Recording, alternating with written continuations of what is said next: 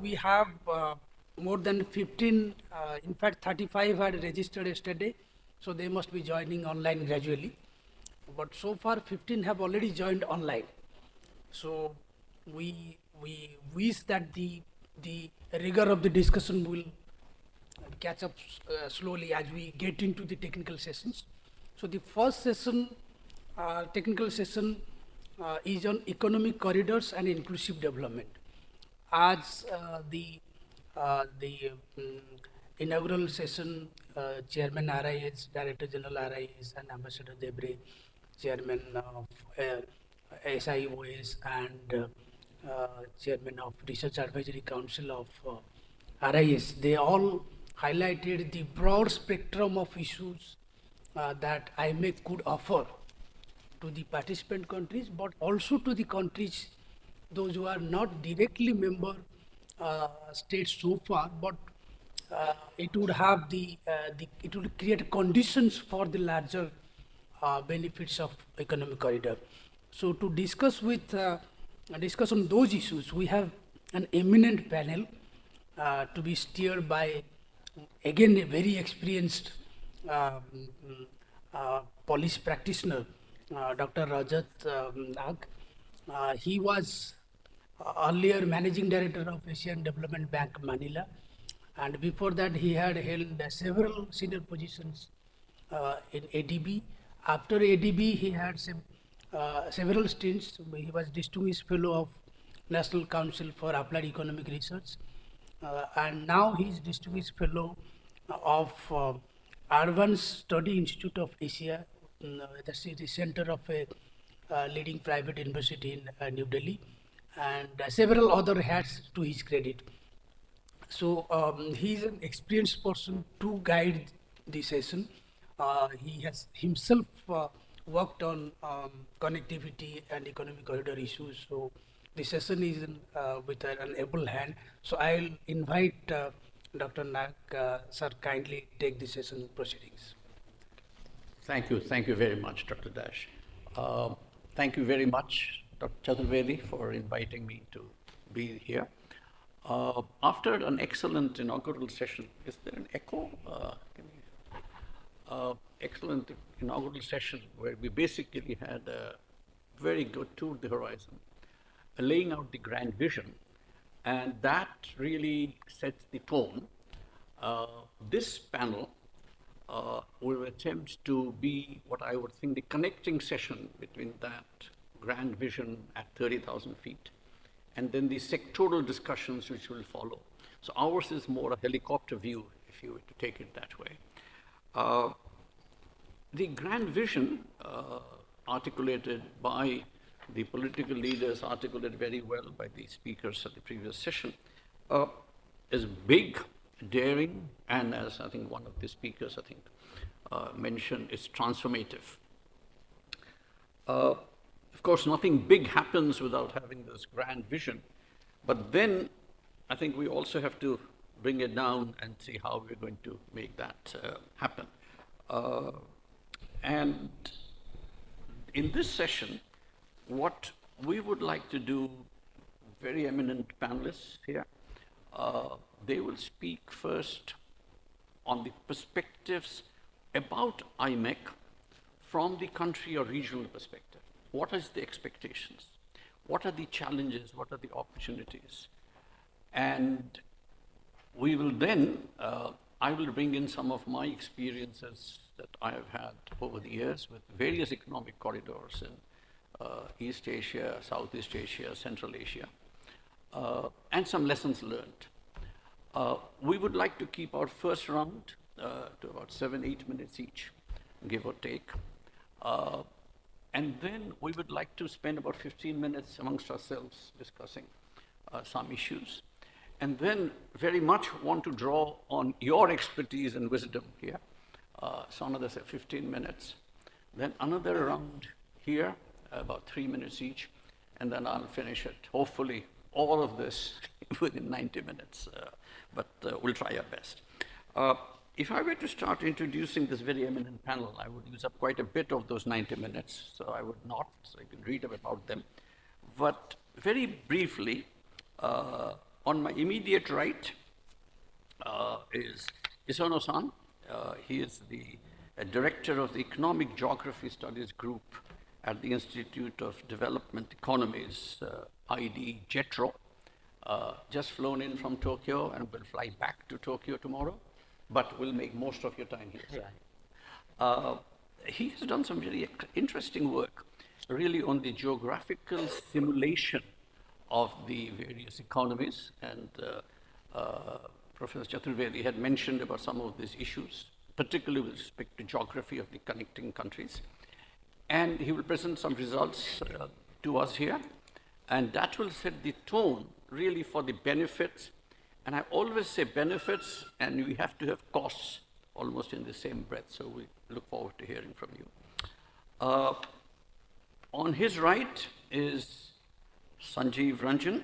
And now, suffice to say that he has held all the key positions there are to be held in India in infrastructure. Okay? He has been the chairman of the National Shipping Board, chairman of the National Highways Authority. He has been secretary, Ministry of Ports, and has been secretary, Minister of Road Transport and Highways. So there you are. What more can I say excepting Mr. Infrastructure? We're looking forward to hearing from you. On my immediate left, Nicola, he is head of ISPI's Communications and Publishing Department. ISPI, as you know, is Italian Institute of International Political Studies, based in a dream city for me, Milan. And he came in last weekend and flying back. So again, very short visit, but thank you very much for being here. He is also a research fellow at ISPI's desk on India, which led me to think that he's actually based in Delhi, but he tells me he's not. But he comes to Delhi often enough, unfortunately. Okay. And before he joined ISPI, he has been the managing editor of international think Reset Dialogues on Civilizations. And to me, that's fascinating because IMEC, as very rightly pointed out by Professor Devray and others, is not just a transport corridor. It's not just connecting A to B. It talks about really civilizational connectivity. So we're very keen and very eager to hear from you, Nicola. And then on his left, Dr. Axel Berger. He's the deputy director of the Institute of Development Sustainability, based in Bonn.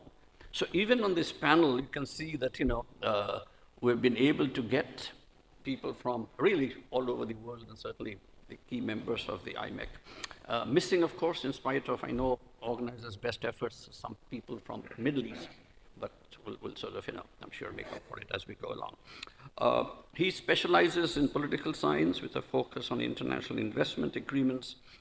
And his work, very interestingly again, which is very relevant for us, has really focused on the transformation of economic and social systems, global economic governance, international political economy.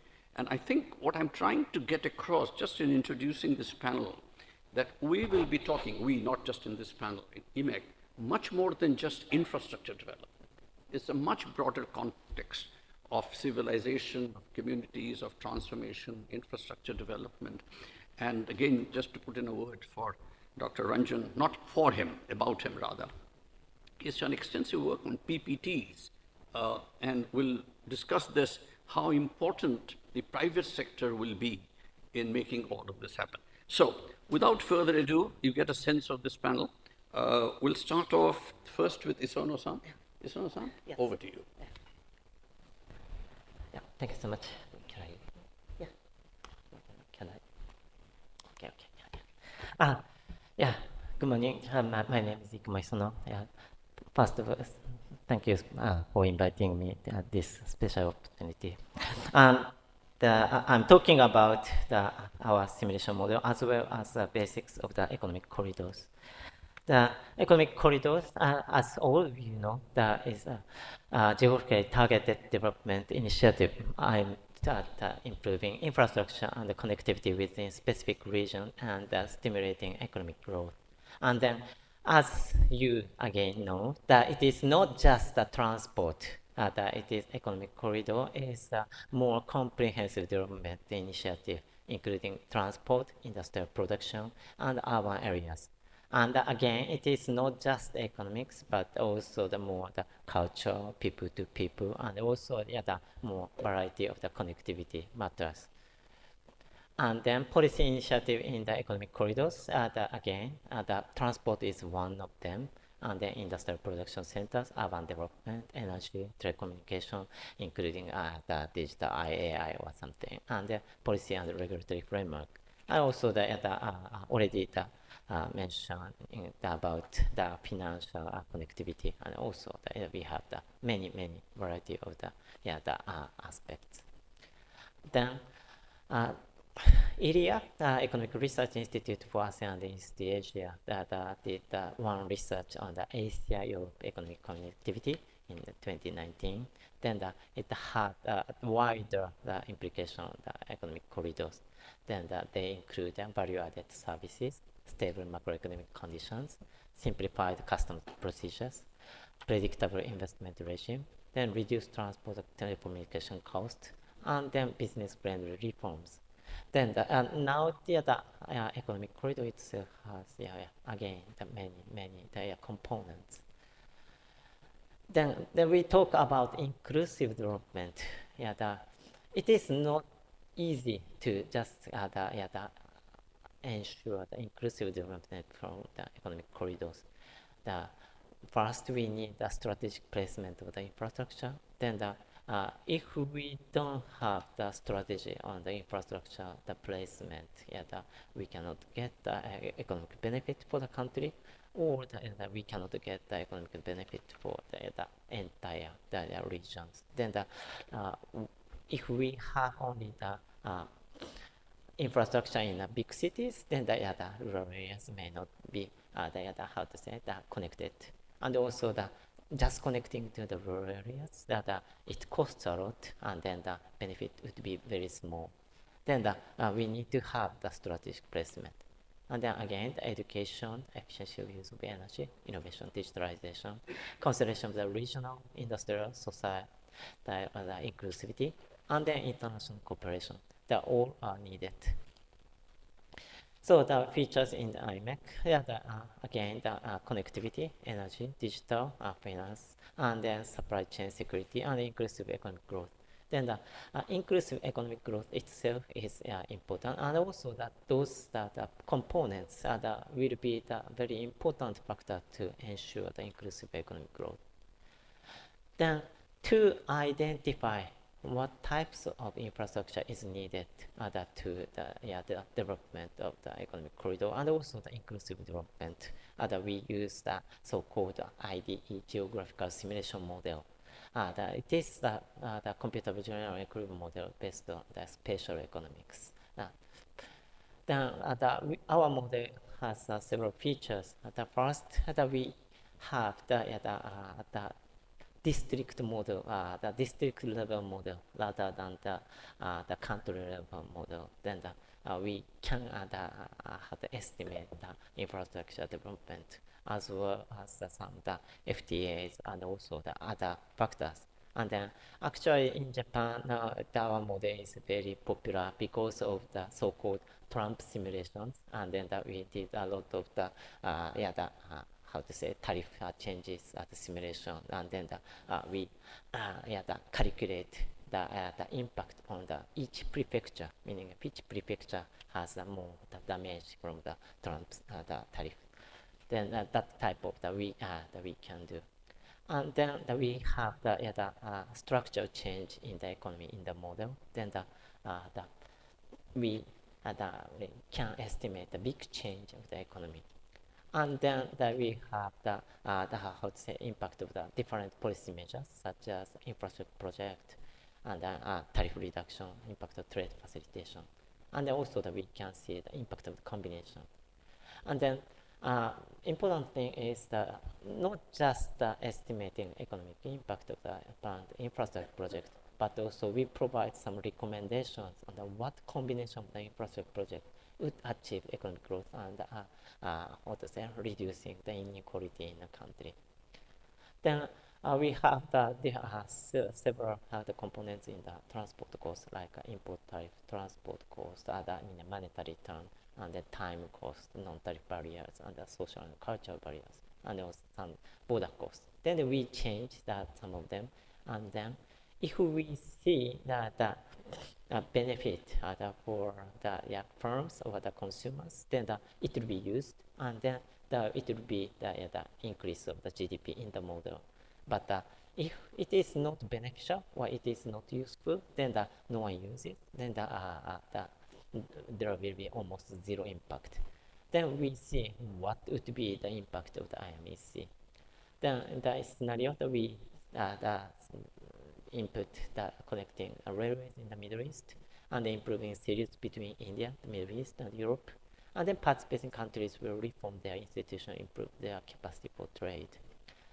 Then actually, when we did the simulation, especially for the U.S.-China trade war or the Trump simulations, and then the isolation of the United States, the worsening of the U.S.-China trade war could lead to emergence of the new economic corridor axis connecting Europe, the Middle East, India, ASEAN, and even Japan.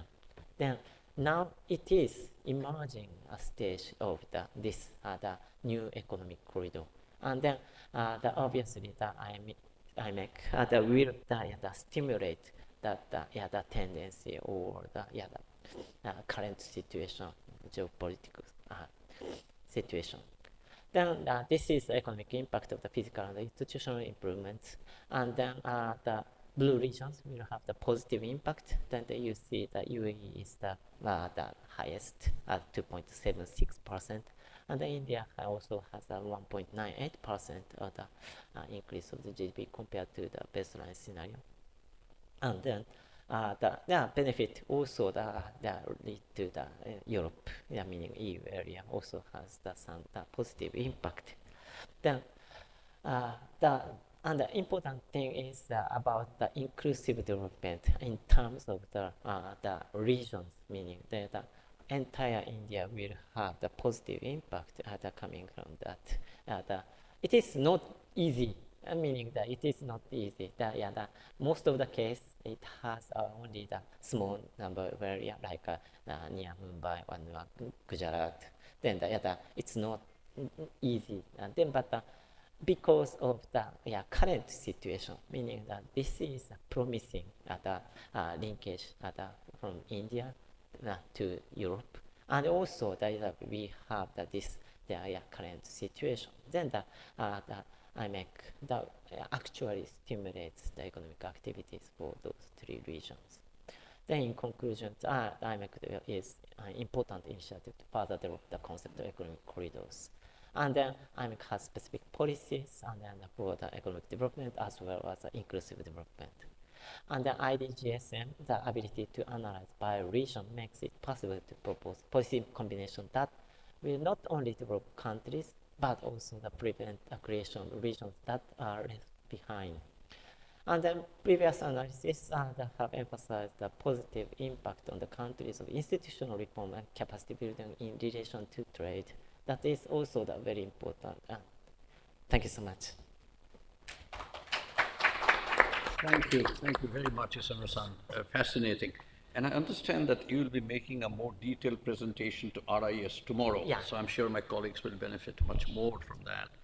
Just one quick point, picking up on what you said, what struck me amongst many other things that you said, was that this model can actually make recommendations for combination of infrastructure projects, not only for economic growth, which is obviously important, but, and I think we'll keep coming back to it, is to reduce economic inequality. Because one thing that I would like to emphasize, and I'm sure it'll come through, is that IMEC, or for the matter, any economic corridors built, is not a blessing, period. It is, of course, a blessing, but it has costs. And one of the costs is it often exacerbates inequality in various regions, and the public sector, i.e. the government, has to take specific steps to counter that. And the point that you make struck me as a very important one. Thank you very much, Mr. Musan. Thank you. Okay. Sanjeev, over to you. Uh, Thank you. Thank you very much, sir. Thank you, Professor Nag, and all my fellow panelists. I have a small PPT. I'll quickly run through it just to share some of my ideas on the subject. As Professor Nag said, IMEC is for inclusive development, and I'm sure it's going to happen that way. The broad contours we all aware of, but I would like to emphasize that to expect results quick time, it's a long drawn project, it's a transformative project, it's a civilizational reconnect, as Ambassador Devere pointed out. We have had these linkages. It is reconnecting that in a transformative way in keeping with the present conditions. And again, it has various parts to it, and some may have their own challenges. Some are easier to implement, some have taken off, are in the process.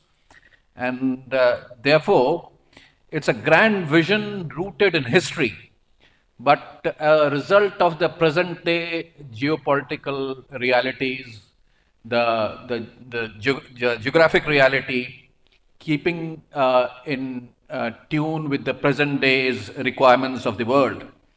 And therefore, it's an idea which is there, and the time has come, and I'm sure all the pieces will fall in place as we go forward with the kind of enthusiasm all the stakeholders have in this. And as Professor Izuno in the previous presentation pointed out, the economic model clearly says the kind of gains which everyone is going to get out of it. So there's no stopping it. Now the challenge is how do we speed up the pace and make things work. The broad features we all aware of, it's a multimodal connect, with the containers being the way things move, multimodality is become the new order. And for multimodality means that the containers can switch like a computer circuit, they switch from one node to another. And the seamless the switch is, the more efficient is our entire logistics chain. And the IMEC is going to be transformative in the sense that the infrastructure that we have on the ports, on the roads, on the warehouses, they would switch these containers just like a computer does the switching. And if it's done real time, we're able to save cost and everyone gains out of it. The gains of logistics efficiency would be order of 14 to 15%. And that would lead to the kind of GDP gains that was shown in the previous presentation. So that is the big challenge that we have to implement.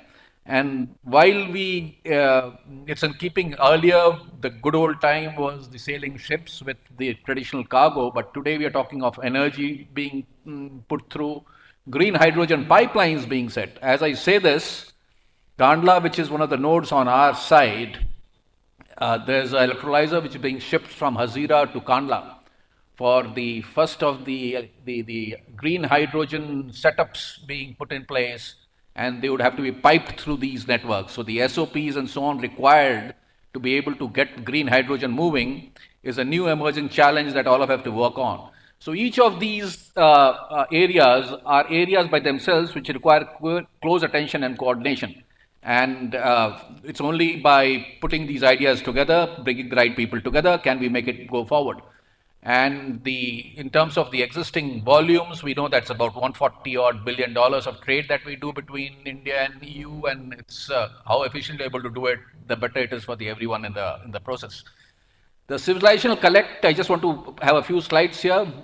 Thanks to CMEC and the RIS, there's a full series which is running on maritime history at IHC, which I'm sure people who are interested can attend that.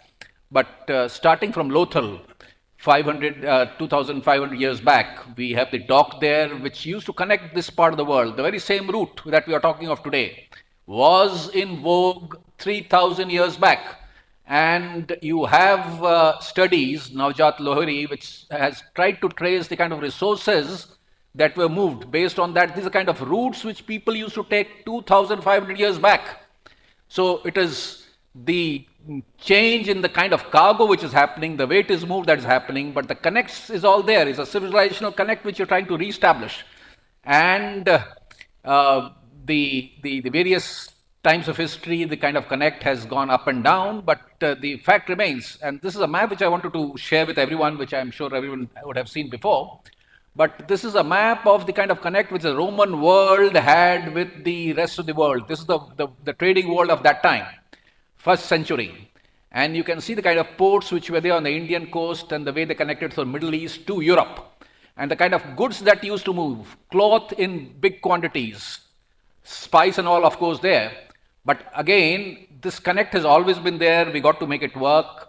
And as you can see, the Belt and Road and the spice route which you have in the north used to move down this route, the maritime route being cheaper, used to carry 95% of the cargo on these between the Rome and the rest of the world, and this land route being far expensive, treacherous, and more difficult through the deserts of Gobi. May we talk about it, but the reality is the maritime route and the route that we are talking of, IMEC, is the one which was a dominant route in history when it came to movement of large quantities. And as Ambassador Devery mentioned in the book, The Golden Road, it's all fact, but it has come out very neatly. And I think if we appreciate that, we can possibly model the kind of IMEC we plan to have in the future. I just mentioned that, but again, in between the area, because of various reasons, the open sea kind of a thing that used to exist, that got curtailed because of colonial powers and so on. But again, the Indian Ocean and the Arabian Sea and the Bay of Bengal, with the kind of volumes that we handle about 50% of the container cargo moves through these areas. And the kind of importance which the area has come to have, it's time that the IMEC and the efficiency of this route works for the good of everyone who's involved, and it will happen. The movement volumes are there, the initiatives are there. So in today's times, the route which we talk of is the way it's been visualized. Parts of it have started falling in place. On the eastern side, the first part, India and the Middle East, India and UAE have already got the intergovernmental framework agreement, the idea of sharing digital resources, the Maitri platform has already been launched. So the IMEC would be in multiple parts. There are multiple business cases for IMEC for each of these sectors. And they all make business sense.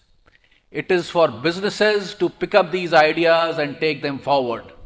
For example, when I talk of India and UAE, you have DP World, which is one of the biggest shipping conglomerates, both on the shipping and the port side, who have now started off, they have bid for the Tuna Tekra container terminal.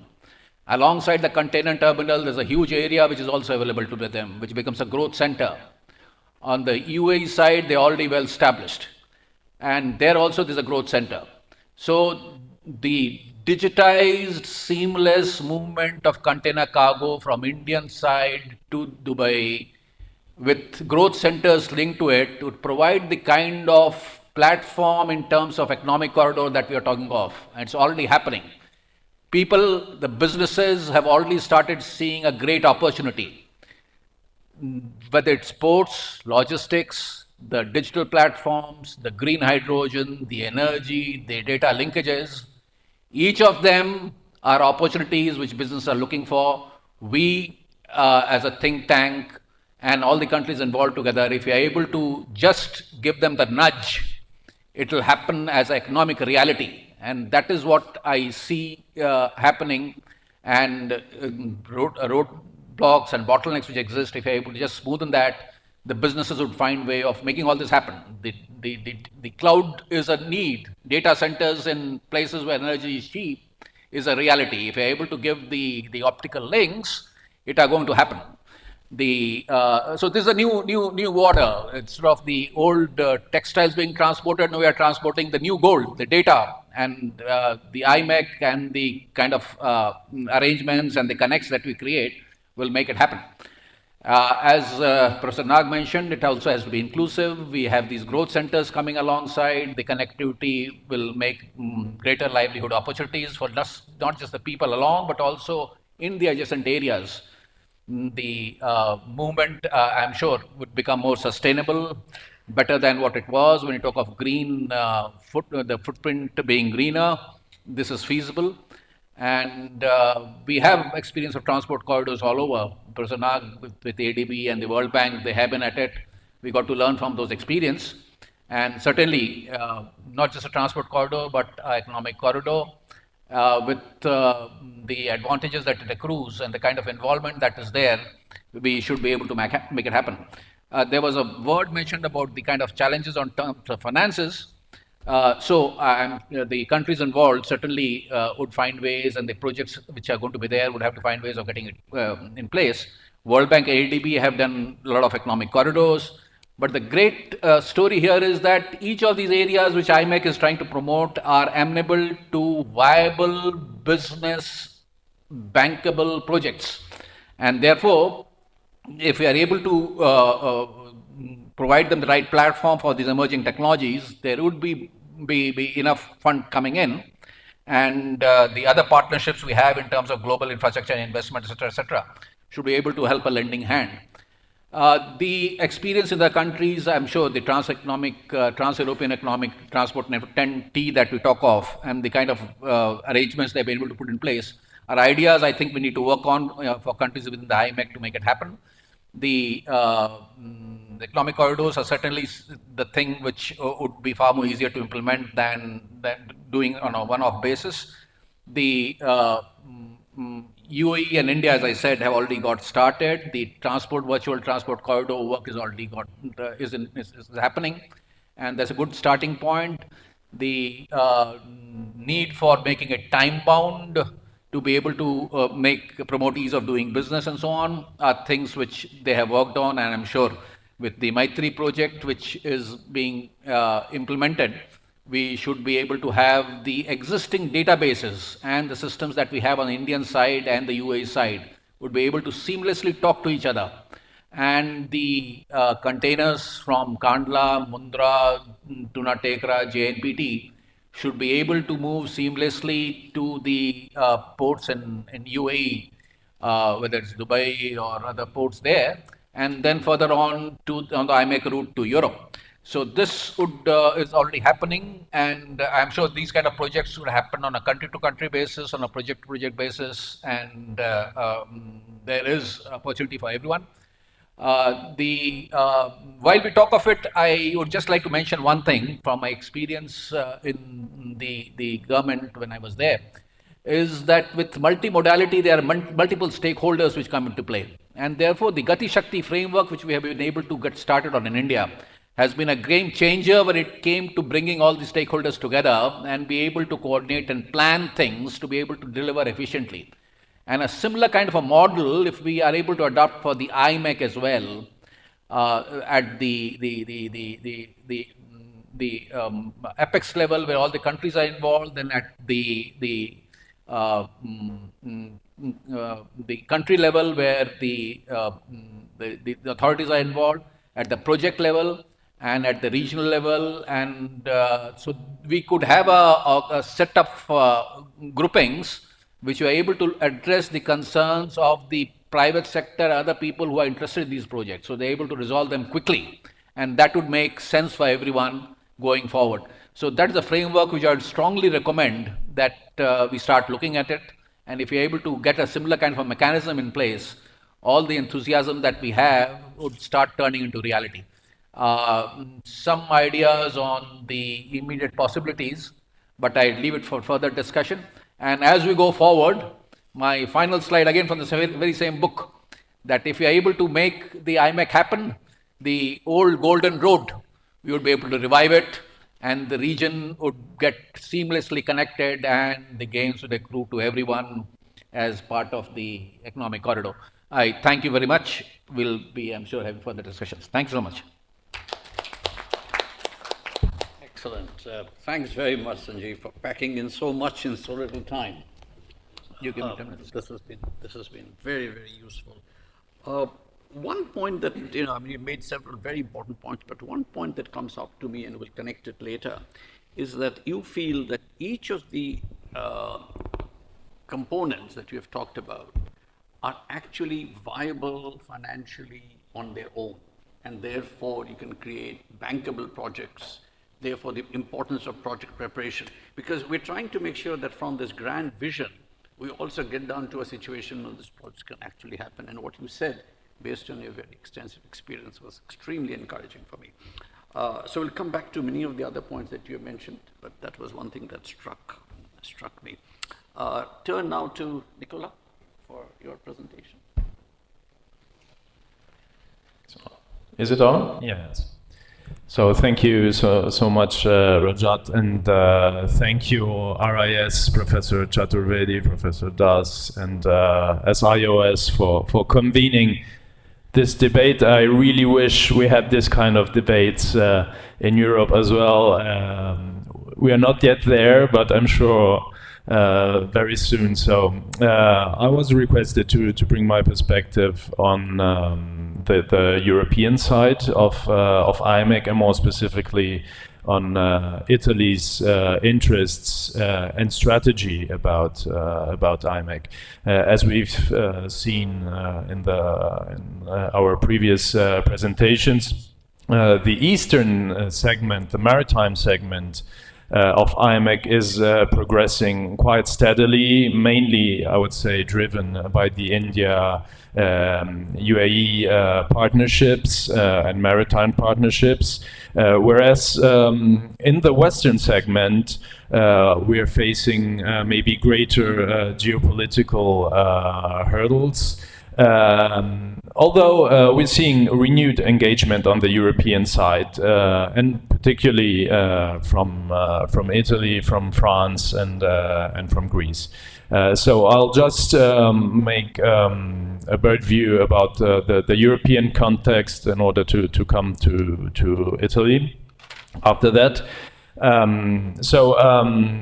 of the 8 signatories, original signatories of IMEC memorandum are European, as you know, including the European Union, France, Germany, and Italy. We know that there is an active involvement by Greece as well. Last year,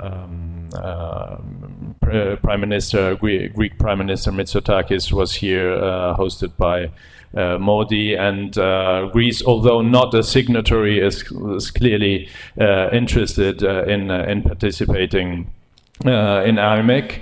And the fact that the EU is among the signatories, along with other countries, reflects Europe's commitment to infrastructure development as an economic and geopolitical strategy. Of course, there are geopolitical and geoeconomic motivations, as Europe is looking to diversify economic partners away from China as a crucial component of EU de-risking strategy. And of course, IMEC should serve this purpose in a European perspective. Also, after the Russian invasion of Ukraine, the EU continues to diversify away from Russian fossil fuels, and also as a part of its own green transition strategy. And of course, IMEC would have the potential to advance these kind of strategic objectives for Europe, offering a more direct connection to Gulf hydrocarbon exporters and hydrogen. So post-COVID, after the pandemic, Europe has embraced infrastructure investment as a tool for economic recovery. These infrastructure projects also especially aimed at strengthening ties with Global South countries, not only on the Asian and Middle Eastern side, but also towards Africa. Italy, for example, has a big plan of investment in African countries called the Mattei Plan. In 2021, the EU launched the Global Gateway, which is an initiative to mobilize around $300 billion for sustainable infrastructure in developing countries and emerging economies. This, of course, aligns with Europe's green transition and economic diversification goals. But there is a problem with the Global Gateway Initiative. Despite its quite significant financial commitment, most projects of the Global Gateway were conceived before it's launched and also before the launch of IMEC, and thus the initiative of the European Global Gateway lacks concrete plans for new connectivity routes. My perspective is that IMEC could be a complement to the Global Gateway Initiative, since it could address the innovation and connectivity gap in Global Gateway investment by introducing new possibilities of connectivity investments. Also, this corridor has, of course, the potential to enhance Europe's broader infrastructure and sustainability objectives. Now, there are good news over the last years. The EU and Gulf countries have signed a strategic partnership in 2022. To strengthen trade and investment, energy cooperation, digital connectivity, and this could presents a positive framework for IMEC's development. Also, as you've witnessed over the last months, India and EU free trade agreement negotiations seem to be accelerating with Ursula von der Leyen's visit to India, to Prime Minister Modi, and they're planning to get this thing done, which we know is lagging behind. Has been lagging behind for many years. Of course, this recent acceleration in India-EU FTA negotiations, I think, is a very good news if finalized, of course, because it could eliminate many trade barriers along IMEC. It could increase investment, harmonize regulations, and of course ensure that IMEC remains competitive compared to other routes that are already existing. So I want to come to Italy, but just to underline that, of course, there are challenges along the good news in Europe's participation in IMEC, because European signatories must remain realistic about all the challenges, geopolitical, geoeconomic, and financing challenges of implementing IMEC. And of course, the success of this partnership depends on a very clear planning, financial commitments, overcoming logistical hurdles, and I think this is where also think tanks and experts can step in to, advance policy proposal for the European Union. Now, Italy and its interest in IMEC. Italy has launched an Indo-Pacific strategy in 2022, which is focused roughly on 6 pillars, including trade and investment, maritime security and ocean governance, human security, shared prosperity, and of course digital and transport connectivity. So you can see that IMEC perfectly aligns with Italy's strategic projection and priorities regarding the relation with the whole Indo-Pacific region.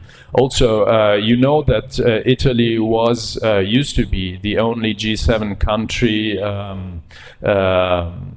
inside the BRI, the Chinese BRI, but this government has opted out from the Chinese Belt and Road initiatives, and of course now views IMEC as a tool to increase relations and exports to India, and to underpin the role of Italian construction firms in Indian infrastructure, mainly. So there has been a very big, let's say, paradigm and policy change in Italy from China, trying to look more towards India and in general the Indo-Pacific region. Also, Italy and India under Prime Ministers Modi and Meloni have signed a strategic partnership, first in the G20 here in Delhi in 2023, and then when Modi came to Italy for the G7 last year. And there are several areas where the two governments plan to enhance cooperation, and these include infrastructure, including ports, logistics, railways, energy security, with green hydrogen, where Italy has a great interest in renewables, and of course defense, technology, and space economy.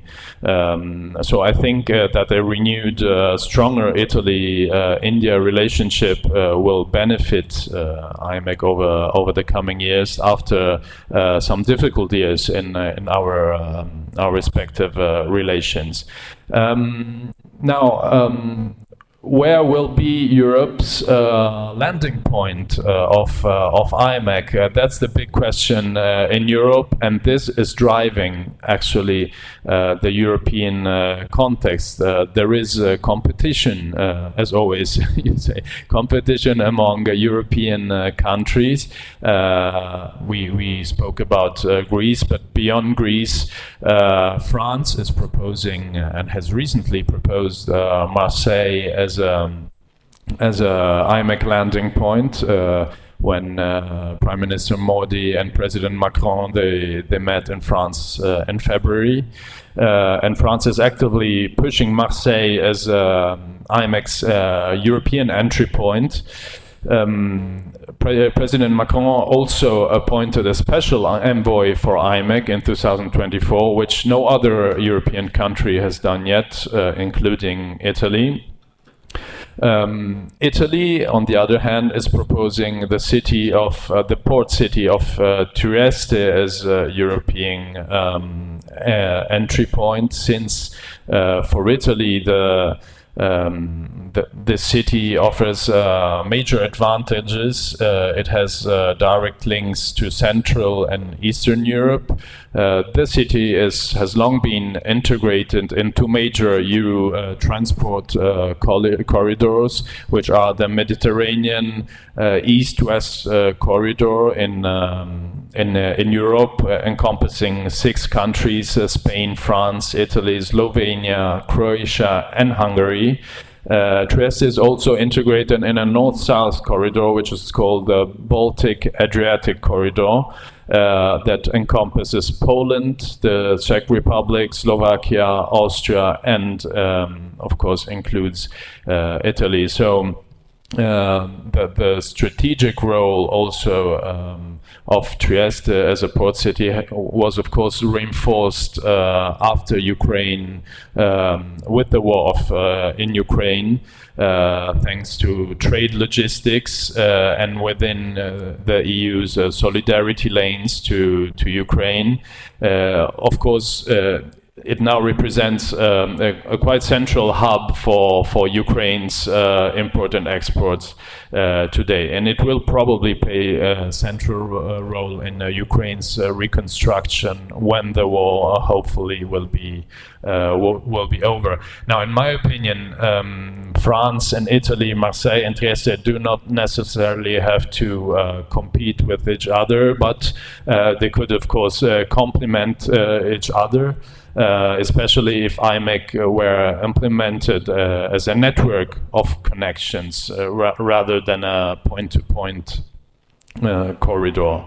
So Marseille could serve Western Europe and until the Netherlands. Trieste could serve Central and Eastern Europe, along with Greece, of course. Now, just a few words about the Italy Gulf relationships, which of course is central to Italy's strategy towards IMEC. It was this interest of Italy towards the Gulf was recently confirmed by two major strategic agreements. The first is the Italy-Saudi Arabia agreement in 2024. It's a $10 billion agreement, more or less, and includes infrastructure investments and green hydrogen supply to Europe, of course. This is one of the sectors where IMEC could be central.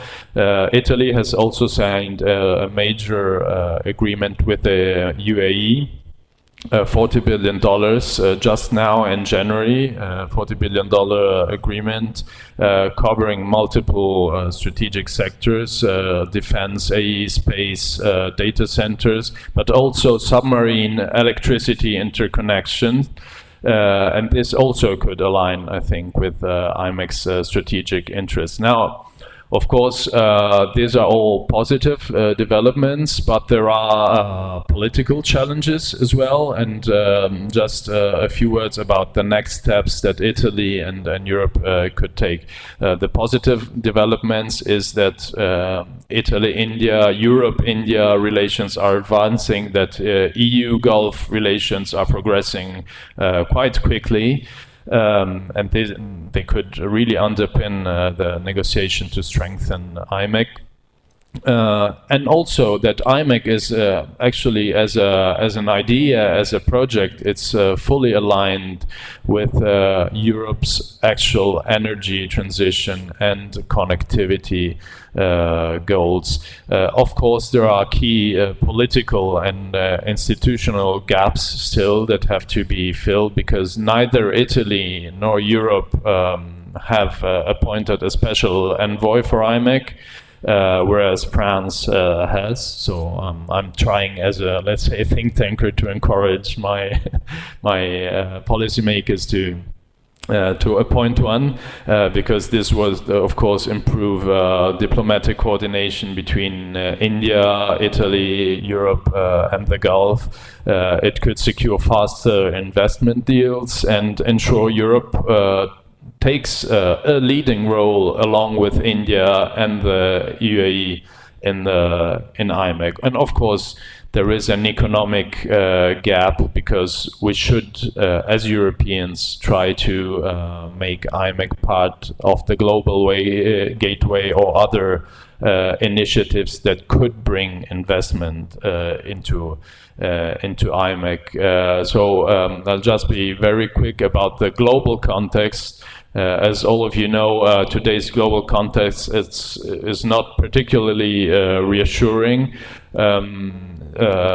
Donald Trump, in his meeting with Prime Minister Modi, has actually confirmed the US interest in IMEC and a commitment. However, we know that the US administration's continuous policy shift adds some unpredictability about the US commitment.